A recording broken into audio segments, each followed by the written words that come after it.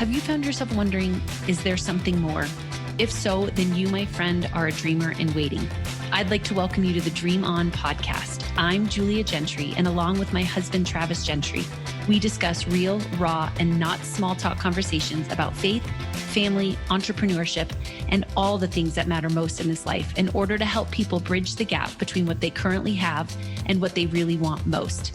Join us as we give you insights, tools, and strategy to chase every dream that's on the inside of you. But be forewarned, this podcast is not for the faint of heart, but rather those of heart. This is the Dream On podcast. Welcome to another episode of Dream On podcast. I am Julia Gentry, and today I have a very special guest with me.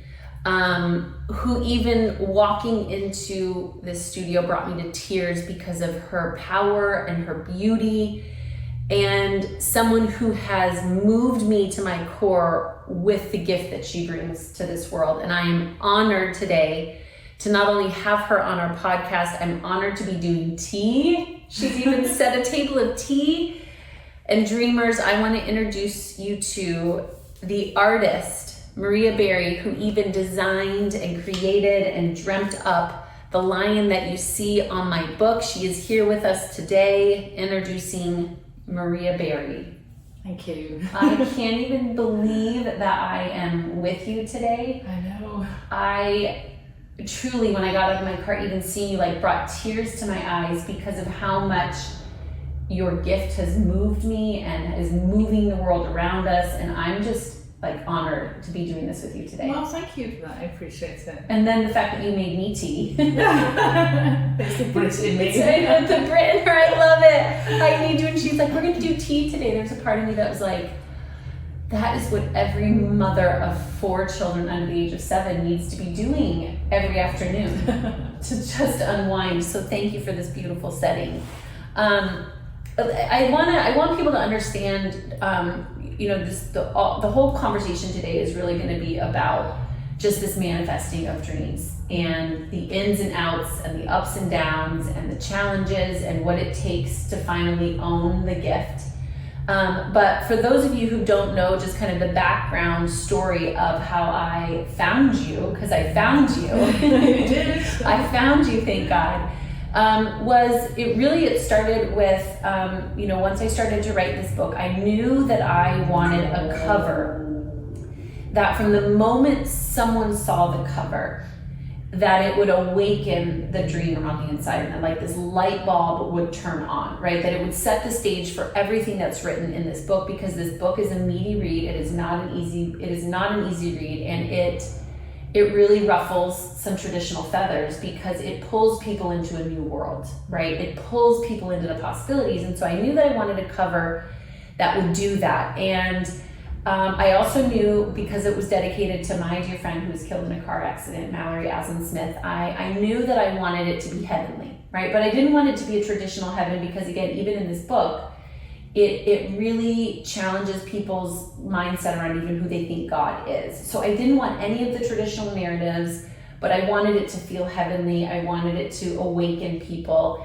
And so I hired a graphic designer, which, come to find out, is very different than an artist, yes? Yes, absolutely. Very different. We'll be very clear, Maria is not a graphic designer. No. And graphic designers are not artists. And so that conversation with my graphic designer, after giving me a couple iterations, and I said, no, I don't, this is not what I wanted. And she said, well, go look up some stock photos then. And I thought I was gonna lose it. My heart broke. I was like, I want a one of a kind. So she said, well, what are you looking for? And I was like, well, I don't know. That's the whole point. I don't know it until I see it. I'm getting somewhere with this, I promise. Mm-hmm. So I crawled into bed that night, and I looked at my husband, and I had tears in my eyes, and I said to him, am I gonna know? And he grabbed my hand, and he said what I needed to hear, not what I wanted to hear, but he said, you're gonna know.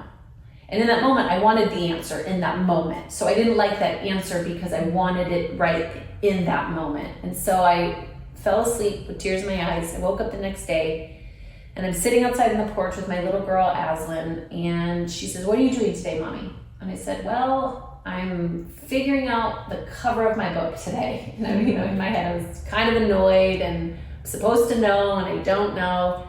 And she goes, you know what it is. And I said, no, I wish I did, baby, but I don't know what it is. And she says, yes, you do. She says, it's your angel lion friend in heaven. And all of a sudden, I saw this image of a lion. Wow. Right? That's how it started. That's how it started. Wow. And I looked at her and I said, what did you say? And she says, it's your angel lion friend in heaven.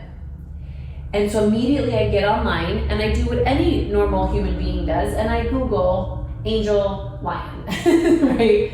Fire, angel, lion, angel, fire. I mean, just all the keywords that make no sense. And so I just took a bunch of screenshots of all the lions that I loved. Maria's, whose was the first. And I sent it to my graphic designer and I said, I want this. Can you do this? And she laughed back, hee hee, not a chance. But why don't you contact the artist? And instantly I was like, okay. So I Googled MS Berry, lion picture, lion, anything, and up popped your website. I reached out to Maria, and now the rest is history. So here we are today. It's the beginning of the story. It's the beginning of the story. Yes. All because of my little 5-year-old who Yeah. said, my angel lion friend. So I say all that because just to give some context of who Maria is and how she truly made room for herself in my life and now in this message. And so I'm so honored today because it was in our first conversation that you shared some of your story that I think the world needs to hear. I think you're the epitome of a dreamer, which is you have the world telling you not to, right? Or maybe just a key couple voices telling you not to dream or to put your gift on a shelf. And so I wanted to share your story because I think it's going to inspire people that the world is waiting. It's waiting for our gifts. It's waiting for it to make room for itself. And so I would love to hear that background story of just your journey to becoming an artist. Yeah. Because I think people would really appreciate that.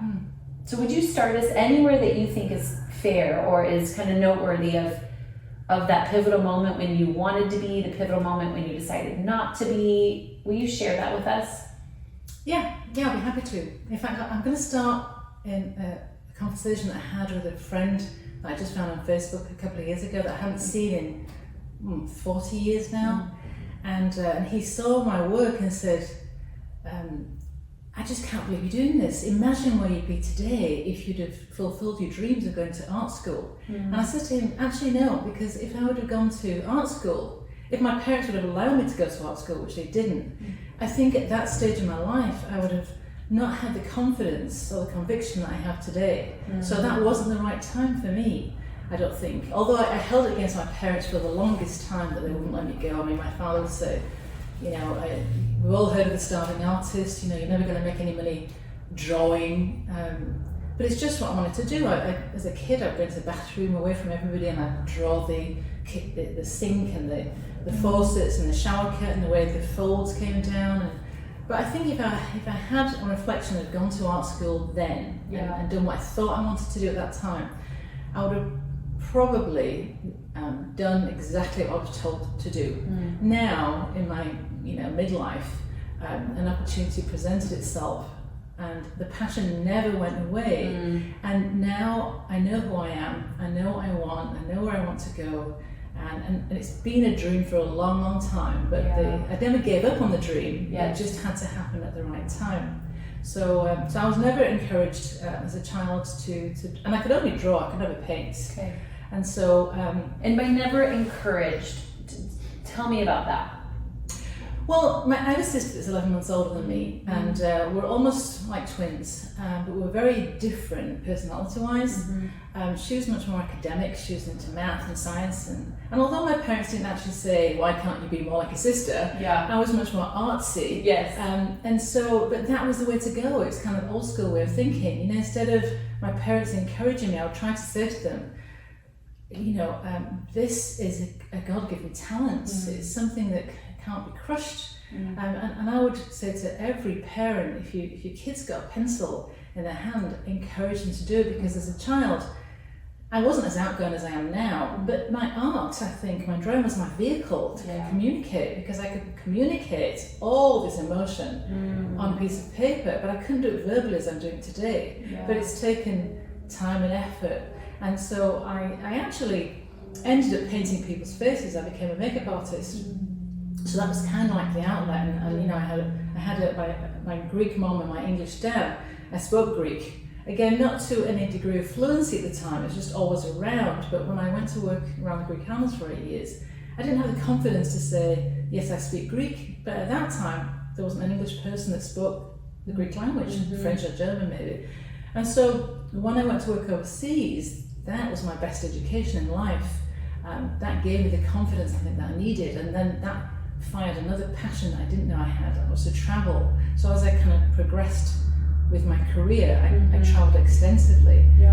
That's kind of what brought me to America in the end. And I went back into the tour and travel industry as senior sales and marketing director for a tour and travel company.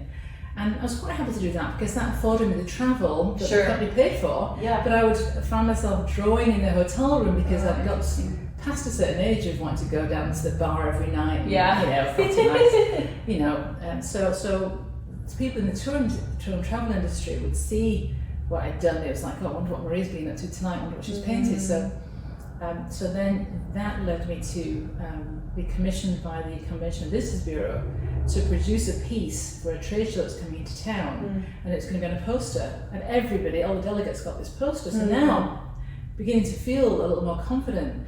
And as I said to you earlier, you know, the ability to help other people to realise that, you know, I mean, every person that came to a class that I did would say, oh, I can't draw a straight line.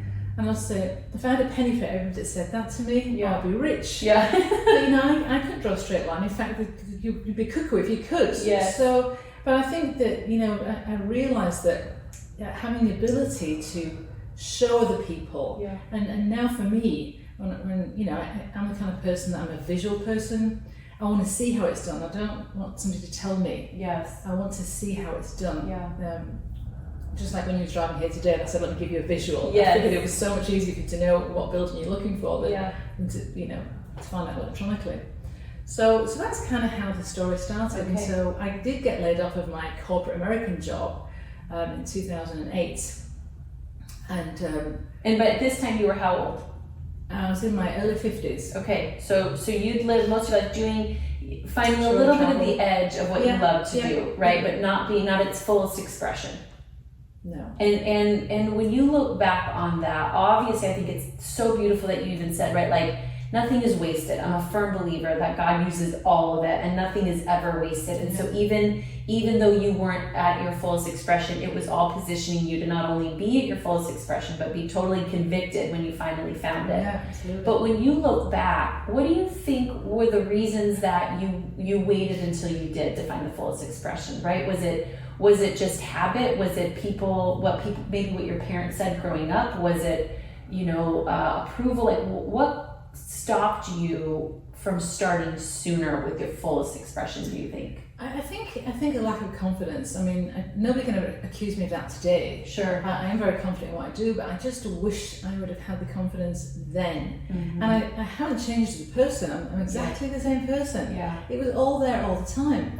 I just think that we need validation sometimes, you know, and who better to validate than yourself, really? And I remember there was a point where I started out in watercolours, and now I do colour pencils, oils, acrylics, lots of different mediums, because I believe that if you've got an eye to do something, why stop at one medium when you can explore lots of different avenues? And when I was concentrating just on my watercolours, I said to my husband, I've arrived, and I'm there. I've mastered it, and exactly what I'm doing. And he looked at me and he said, girl, you've just touched the tip of the iceberg. And he was so right, because I hadn't reached my full potential. In fact, I don't believe that I have.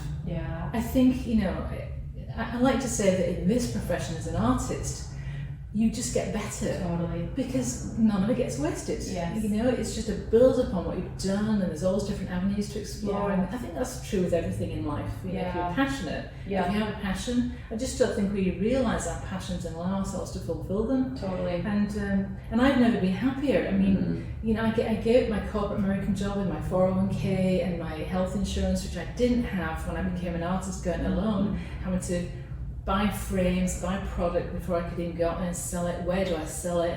You know, now I'm in Universal Studios, I'm at some of the Central Florida attractions, classes because of COVID have kind of slowed down, but things will pick back up again as people, empty nesters, want to do something for themselves, want to get creative and want to explore the things that they've never had time in life to do. So, okay, so you said something that's so interesting to me, and I think is such a core message in this book too, that sometimes I feel like we're looking around for ourselves, right? Like I'm out there, or it's out there, or my confidence is out there, right? Or my purpose is out there, only to realize that it's been there all along. Absolutely. It's been there all along. Yeah.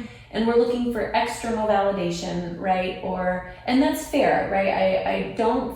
I think that that's should be icing on the cake, right? But it should not be the cake. But you made that point of self-validation, right? Finally recognizing yourself for who you are and the gifts that God's given you, and that the passion didn't go away, the desire didn't go away, the want to didn't go away. So walk us through like 2008 when you finally quit the corporate job and you jump all in, and not because it's comfortable or because all the stars aligned and you had $1 million in the bank, and right, like tell us about that transition. Well, being in the travel industry, obviously, here in Orlando, I used to go to trade shows with all the other people in the travel industry. We in Orlando would go and promote our products, whatever that was, whether it was an attraction or a short-term rental home, to the masses, the people overseas that was looking to have contracts with you to send their clients over to you. So one of the attractions was Gatorland. There's not another place that's like it in the world, I don't think. Oh my God, we just went there last week. Oh, did you see my artwork on the walls there? Those were not yours. They were mine. Those are not yours. All of that work is mine on the wall. Yeah, my own. I can't believe it didn't know. Maria, I had no idea. I would have lost it. That's kind of where I started. No. Yeah, because when I lost my job, I told you I'd done the poster. Okay. And what I did, the poster was actually... This is the Gator one you're talking about. No. You guys, let me give context. First of all, Gatorland Blue are mines. It's a great park. It's the coolest thing I've ever seen. It is. It's a great park. It feels like you are in a different dimension. Yeah. And so this is the guy that you said was Googling gator artwork and found... No. I painted a lot of gators because I was at Gatorland. So we'll just go back a step. Okay, great. So when I stopped working for corporate America, I knew everybody in the travel industry. So I took myself off to Gatorland. This is where the confidence kind of, Okay. So I went to the sales and marketing director there, and I said, I will sit here and paint every weekend and take pictures in the park and paint for my pictures, and I'll pay you a commission on everything that I sell if you'll just give me a chance. If I can just put my work here on consignment, I can be an attraction within an attraction. And so she said, I think that's a great idea, but let me speak to the gift shop manager. So this is, I think, going back 12, 13 years ago. And the gift shop manager thought I was totally off my rocker, because I brought him some samples of things that I'd done, not necessarily gators, but I think I just so caught him off guard, he didn't really know what to say. And so anyway, he said, okay. So for a long time, for years, I sat in Gatorland every Saturday and Sunday, and I set my table up, and I painted from the pictures that I'd taken in the park. And just like every attraction in Central Florida, you go through the attraction and then you go through the gift shop. And that was the very last thing you saw on the way out of the door. And that's exactly where I stand today. I don't paint there live anymore. And things look good. I mean, they put my white gator alligator onto a coffee mug. And we've worked very closely together. We've had a great relationship. Every month I go down there and I replenish stock that's sold. And actually, there's also an attraction on International Drive where I used to have my artwork. And the owner of that attraction, when I went there to present my work, said, and he was from, I think it was Ohio, and he said, I have 2 of these paintings in my home. I said, really? He said, I think they are. I said, but I bought them, I think it was at Gatorland. I said, that's me. My work's at Gatorland. So that's another source of people, that see my work. Maybe you don't go to Gatorland to buy a painting, but if you like what you see, Yes. you go home and think, I would really like that painting. I wonder if you can send it to me. Yeah. So that's kind of where it all started, and then I didn't stop there. Okay. And then other attractions approached me. There's another company called Amazing Animals Okay. in St Cloud, and in fact, in 3 weeks I'm going to be doing a fundraiser for them. We're doing a paint night. Oh, We're actually cool. going to paint a capybara, and the money donated will go towards feeding these exotic that's animals, which is again giving back. So before we keep going there, because I love and I want them to understand that when we finally say yes, right? Boldness is just a willingness to say yes. Yes. Sometimes we think that boldness is this like strong, heroic, courageous, like I'm front lines. No, boldness is just sometimes going, okay, here we go, right? It's just the willingness to go, okay, I trust, and one thing leads to the next, which your story is totally the epitome of that. But walk me back to 2008 when you lose your job, and like, what's the pivotal moment? Like, what are the thoughts, if you can remember that ran through your mind to finally go, I'm gonna chase this dream. Like, I'm not gonna just talk about it. I'm not just gonna kind of skirt the issue. Like, I'm gonna go for it. Like, what was that conversation for you with yourself? What was that conversation with your husband? Like, walk us through that. Well, I think in a way, working for corporate America and putting that behind me became a little bit more of a relief, because I thought, and I think this is on the back of your book cover, if not now, when? This is something I have to do right now. This is something I'm really passionate about. And my husband was a massive support. He just said, you need to do it. You need to do it. And what's the worst thing that can happen? Yeah. Of course, get another job doing something else. You've got so much experience doing different things. But it's not what I wanted to do. It didn't seem like the ideal job, because who's going to buy your art? And, like we've talked about before, I don't want to paint what somebody wants me to paint. I don't want to be a victim of somebody else's demands. Yeah. I wanted to look inside. Like, for example, a lot of my artwork is animals, because at Gatorland, people say to me, have you got a horse? Have you got a cow? Have you got this? So my inventory of animals grew, and it made me realise that humans have 2 eyes, a nose, a mouth. You're tall or short, fat or thin, but giraffes have a long neck. Yeah. Elephants are huge. Yeah. I mean, every animal is so different, and it made me really look at things, and I started to realise that I looked at life very differently. Yes. I didn't see shadows as being black. I saw them as being purple and blues, and so it just opened my eyes, and I just saw a different way to live. And I thought, even if I don't make a lot of money doing what I want to do, I'll be happier doing it. Yes. But I think if you're happy doing what you're doing and you're passionate about whatever it is that you do, you will make money doing it, because a piece of you goes into everything that you do. Oh man, there's so much there's everything that you're saying. I'm like, how do you bottle that up and give that to someone, right? Like, so many people listening right now are exactly where you and I have been, right? All the reasons and preconceived notions and the paycheck and the bills, and right, like we almost like stack the cards against ourselves until you get on the other side of this choice. Like, you and I are on the other side of a choice, right? Of living however many years we live, not pursuing our dreams. And when you finally get on the other side and you look back and you're like, why would I do anything different? And so it's almost like that, to that person that's listening, that no matter how big circumstances are or how real things really are, like, what would you tell that person that's at that pivotal moment that you were, right, back in 2008, and you look back now and go, oh my goodness, look at all of that beauty that decision made. But what would you tell that person that's at the cusp of that decision in their own life? I think it's the fear of the unknown. I think that we have to challenge ourselves. I think when we challenge ourselves, we could become better people. We said before that, being a visual person, I was never particularly good behind a computer. Mm-hmm. And being an artist, you have to be good at so many things. I'm my own accountant, I have to do all my own accounting. Yeah. I have to produce the work, I have to market it, I have to sell it, I have to maintain a website, I have an Etsy shop. That all involves a computer. Yeah. Now, because my desire to succeed and put my work out there, and just like this piece brought so much happiness to you, that's what it's all about. It was worth the toil of learning the things that I didn't want to do, but we don't really challenge ourselves. So I think that the road was tough. It wasn't as easy as I thought it was going to be. Sure. It wasn't a case of picking up a paintbrush and just painting till your heart's content and going to bed feeling happy that you did that. Because there's so many other things to do, and what's the point of having all these beautiful paintings if you can't get it out there and sell it? I think that the message would be to never give up on your dreams. And if the worst case scenario is, what have you got to lose?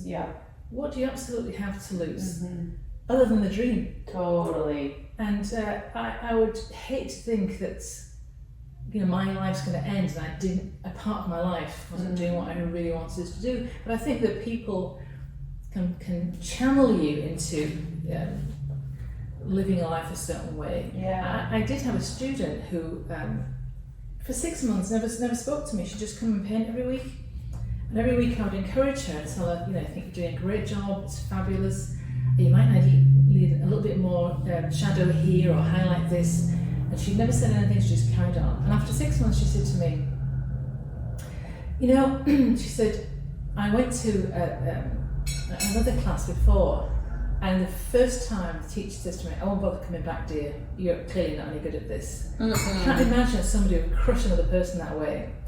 Well, if you saw what she was doing today, in fact, I took her to a trade show with me, and I have a painting of a rusty old truck that sells really well, and she would paint my paintings, to do the class project. And I said to her, now you need to go off and do your own thing. Go find your own truck, find your own subject, find your own passion, and don't copy mine. You've learned the techniques now. Go and find your own thing, and I will help you to do it. So, long story short, she sees a truck with tyres piled up on the back of it, very different from my truck. At the side of the road, she took a photograph and she painted it. And she showed me the painting, and I said, wow, this is amazing. I said, this is yours, you own this, it's yours. So I took it home, she says, will you do me some prints of it? So I said, absolutely. So it's on my dining room table at home. My husband came home from work and he said, oh honey, can I get one of those for my office? And I said, why?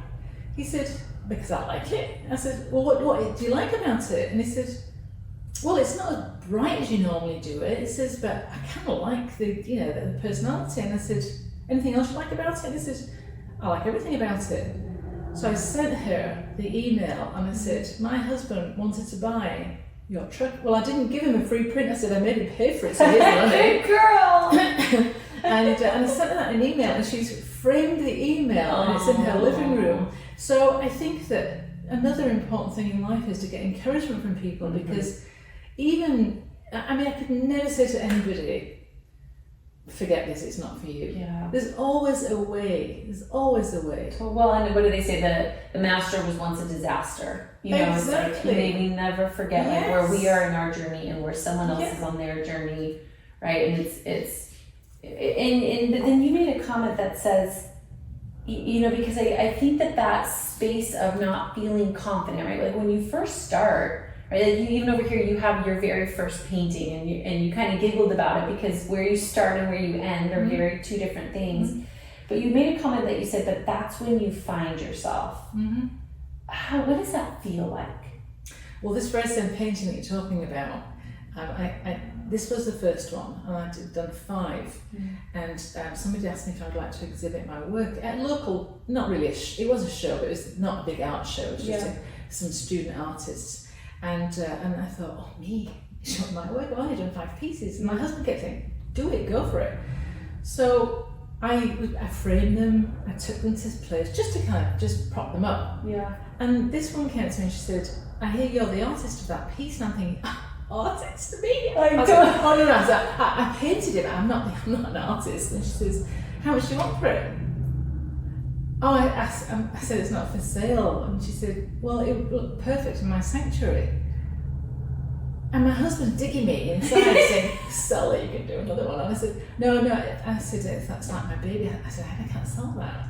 And she said, well, how come let's start with $350. Well, this was like 15 or 18 years ago, Yes. which was a lot of money. Yes. I wouldn't sell it, and I haven't sold to this day, and I'm really glad now that I didn't sell it, Yes. you know, but I think that was a turning point, because just when I thought I was beginning, I was learning, it made me realise that just because you haven't peaked doesn't mean that somebody else isn't going to love that, what you do. Yep. I mean, you have written your first book, and are you an author? Well, obviously you are. Yes. But I mean, when you become a #1 bestseller, you have to think, I'm doing something right here, and you have to get better at your craft. Well, it's so funny that you say that though, because I did a video a couple weeks ago, and it was all around our greatest fears. And one of the top 10 greatest fears that people have is a loss of identity. And even to that, right? Like when someone says, "Are you the artist of that?" And you, right? Everything up here goes no, and everything in here is like, maybe. Like, I want to be. Oh my gosh! And but this means a loss of identity up here, right? And this down, like who you were born to be, right? Like your heart starts to actually beat again, right? And even someone saying that the other day of the author, and finally getting to say it, it was like I stumbled over my words saying it, because I've thought about it and I've wanted to fulfill this dream for so long, and then actually getting to say it it's crazy. Yeah, it is. It's a great feeling though. It's like being on a total high. I remember I commissioned a few famous American artists to come and do workshops here, and this one watercolorist, he's just, I love him to pieces. I love everything about his work, and I wanted to know, and because we can always learn more, we can always get better, not to copy anybody, but to see the way somebody else thinks and sees the world. And when I took his workshop, he actually said to me at the end of it, he said, "You was born to paint." Oh, I'm getting a lump in my throat just thinking about that now, because I was born to paint for sure. The journey was just to get me there. I feel like sometimes we have to go through some hardships. You know, I hear my dad constantly say, "Taking the pencil out of my hand, you know, why do you want to do something like that? Don't waste your time doing that. You need to be studying this." And we were constantly at loggerheads about this. But before he died, I was starting to get recognised, and then the tables turned, and then he'd say, "Well, you know where she gets the talent from, don't you?" And it's like, oh my gosh, you know, I wish I had that encouragement when I was younger. I know. But on reflection, I think things do happen for a reason in your life. I don't think I think now, midlife, I've found my own style, I've found my own feet. It took all of what's happened, it took the travelling to make me realise that I love to travel. So that got me teaching on cruise ships several times a year.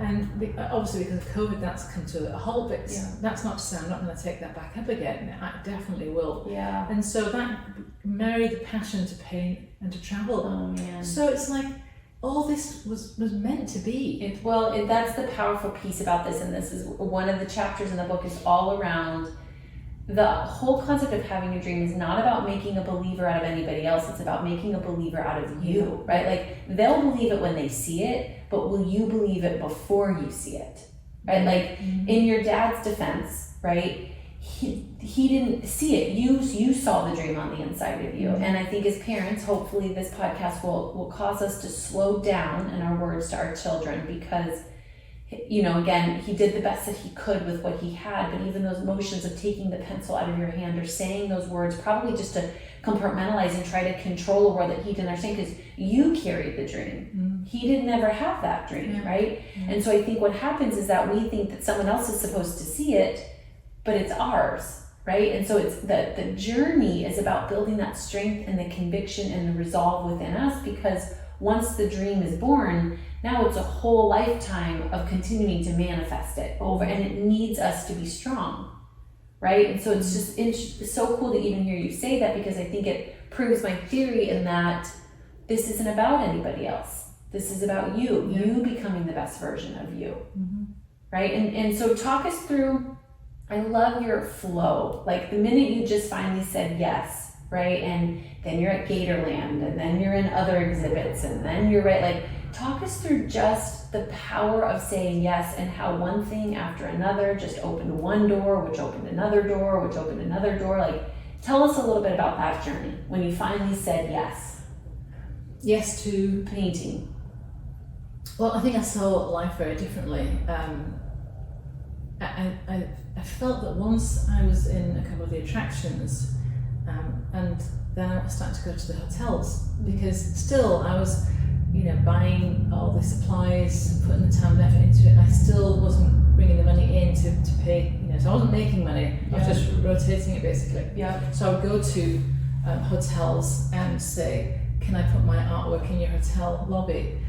There's one in Celebration that was right in front of the hospital, and I said, flowers die, and a lot of times, hospitals don't take flowers because it's not good to breathe the air, but you can spend $30-40 on a painting, and that's something you take with you forever. Yeah. And the doctors would stay in the hotel if they were in town for a convention or whatever, and so that was another means of income for me. So that just encouraged me to keep finding different avenues to, and then of course the more my artwork was out there, the more I was getting recognition for it, and people would say everywhere I turn, I see your artwork, and then I bumped into somebody quite by accident and said, I can't believe I've met the artist. She had bought 2 paintings from my website and put them in a prominent Florida hospital in Orlando. No. And it was a children's hospital, they're still there now. I was just telling the story the other day. And there's one of my turtles is outside the turtle room, and there's a parrot outside the parrot room, and they asked the kids, which room do you want to go and wait for the doctor? Do you want to go in the turtle room or the parrot room? Oh my goodness. Because it's bright and colourful and makes kids happy when they're in that place. And then Ronald McDonald's asked me if I would furnish a suite of theirs, and we donated our paintings. One of the paintings on the wall goes there.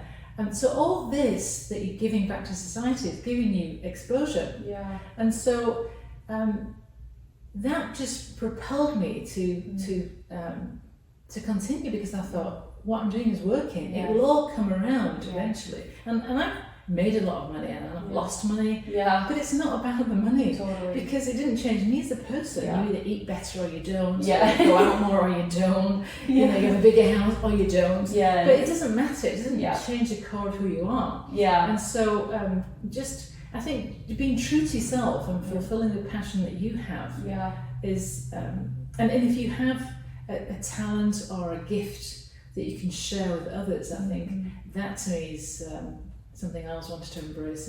And do you think, you made that comment too, like you just started to see things different. Do you think it's because you just finally said yes, and so it opened up that flow and opened up the channel? Definitely. I remember going on this painting cruise, and this was the first time my eyes were open to something different. Looking out into the horizon line, we were going to paint the horizon. It's a bit boring, blue sky, blue sea. And the instructor said, okay, so what do you see? And everybody said, light blue sky meets dark blue sea. And he says, that's it, just the 2 blues. Yeah, you can all see the 2 blues. Anything else? No. He says, look closely, there's something else that you're missing. We all looked and we couldn't see it. And he said, there's a white line between the 2 blues. That's the haze on the horizon line. Well, sure enough, it was there. But we're not trained to see things that way. And so, it's and kids are much more open to seeing things than we as adults are as we get older. Another little thing I'd like to share with you is that I don't do children's classes, I do adult classes, but I stepped in to do a children's classroom for a teacher that couldn't make it, and kids have no inhibition to get straight in there. You give them a pencil or crayons and they just go. They don't say, I can't do this. And you never hear that. So we were going to do a I said, we're going to draw a picture of our family. So this little girl gets a pencil and she's straight in there. So big fat mom with red lips. I guess that was mom. little dad, and then there was like 3 boys, and there's a huge bunny rabbit, and there's a huge dog. So I says to her, "So who's this then? Is this your mom?" She says, "Yeah." I said, "She just wear red lipstick?" She said, "Yeah." I said, "Who's this person next to her?" She said, "That's my dad." I said, I said, "I can see that you really love your bunny rabbit." And she said, "Oh, I do." I said, "And I think you like your dog even more." She said, "Oh, I do." So I said, "Okay, tell me about these three guys here, because they had their hands chopped off." Okay. So I said, "Well, what's the story with these? Who are these?" She said, "Oh, they're my brothers." I said, "What happened to the hands?" She said, "Oh, they always had the hands in the pockets." Oh. So she didn't know how to draw the hands. So she just, well, you see, you know what I mean? Just seeing things where kids see it. Yeah. They don't cloud the vision with stuff that we do, because they're innocent and they're open and they're honest. And just like the haze on the horizon line, it was there. Yeah.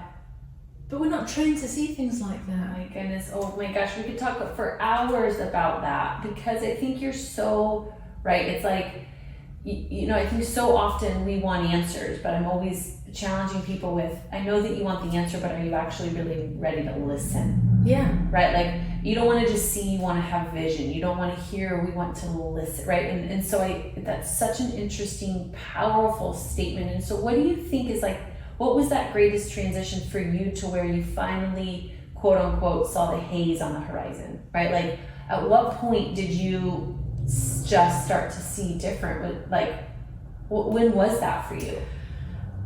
Well, I think that was the start of it, and it made me realise that it was there and I just couldn't see it. Or I was looking at it, but I wasn't looking at that. I wasn't paying attention to the detail. I wasn't intuitive. Let's put it that way. Okay.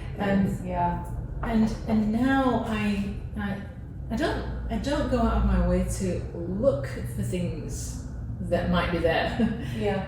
I just see things differently. Yes. You know, colour for me is very important, and you know, a lot of my students say, I wish I could see colour the way you do. But as time goes on, as we're painting together, and I say, okay, so can you see the purple here as opposed to the grey? Can you see the blue?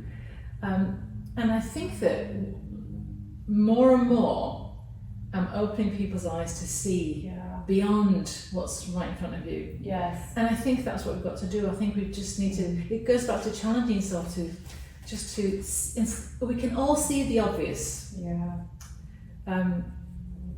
But to give you a greater depth of character, personality, you need to look beyond the obvious. Open your eyes beyond the obvious. That's it.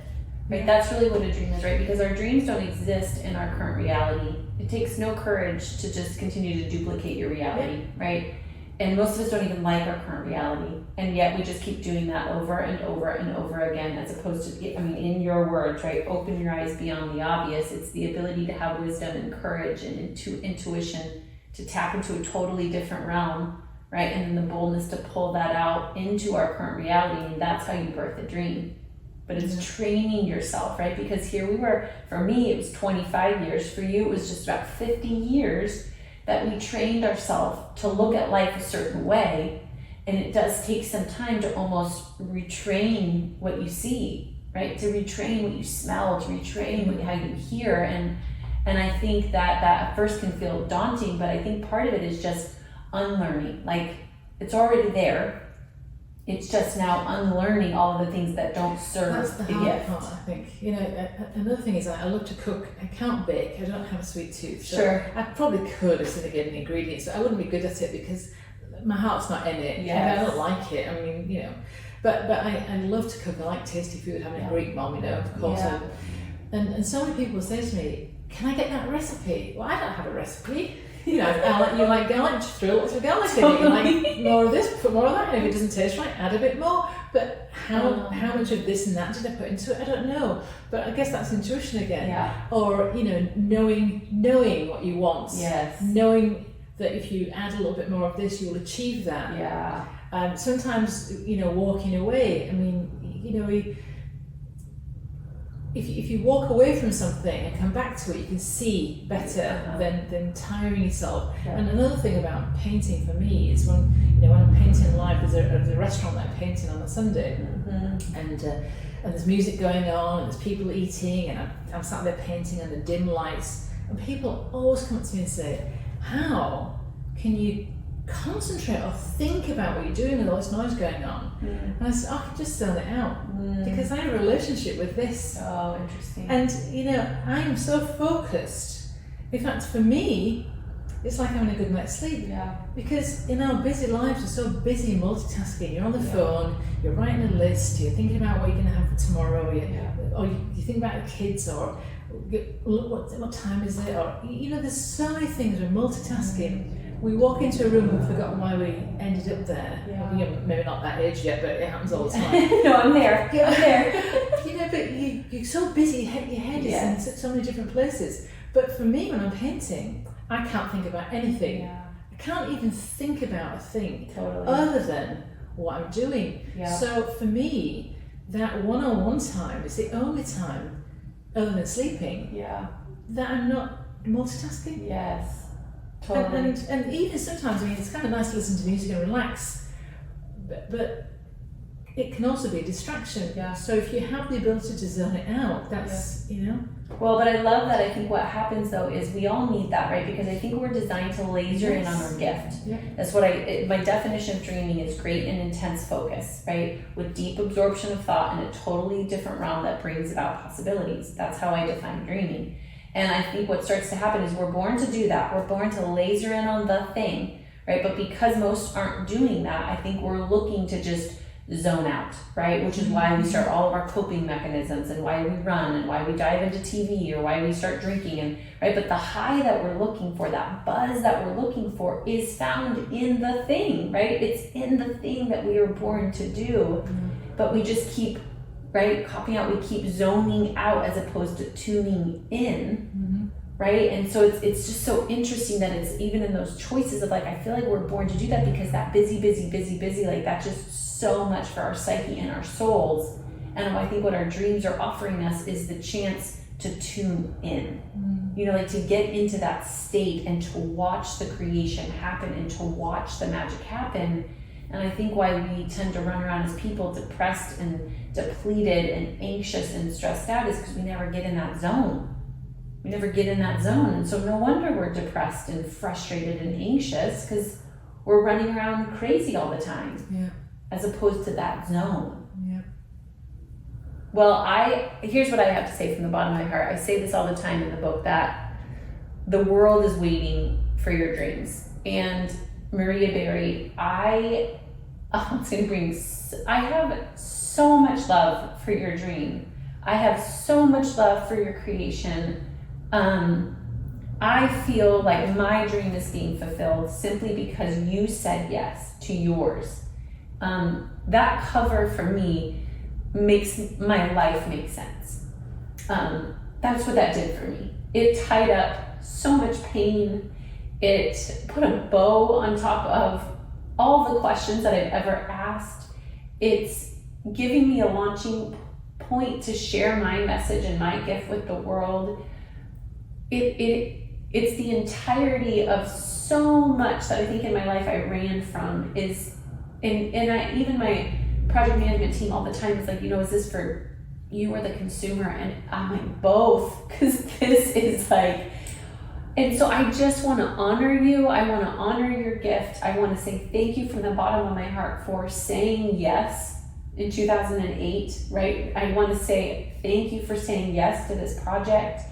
Thank you for making this lion come alive in people's lives. I mean, already people are moved and transformed by this book. They're blown away by your artwork. And so from the bottom of my heart, I am indebted to your gift. Well, I'm just absolutely delighted that you chose me to be on your book cover, because like I said to you before, that good old saying, never judge a book by its cover. Rules are meant to be broken sometimes. Totally. I mean, who wouldn't pick up something as eye candy, appealing to the eye, and say, I wonder what this is all about? Totally. If it has a strong message on the front, Yep. it has to have a strong message on the inside. So I'm glad that we were able to get together through man. our passions to create that. Well, and it's so for funny you. because even again, I had an amazing team behind me, and there was a lot of times that they go, look, authors they don't typically do artwork on their book, and I was like, great, it's another reason I am going to do that. You know, unique, yeah.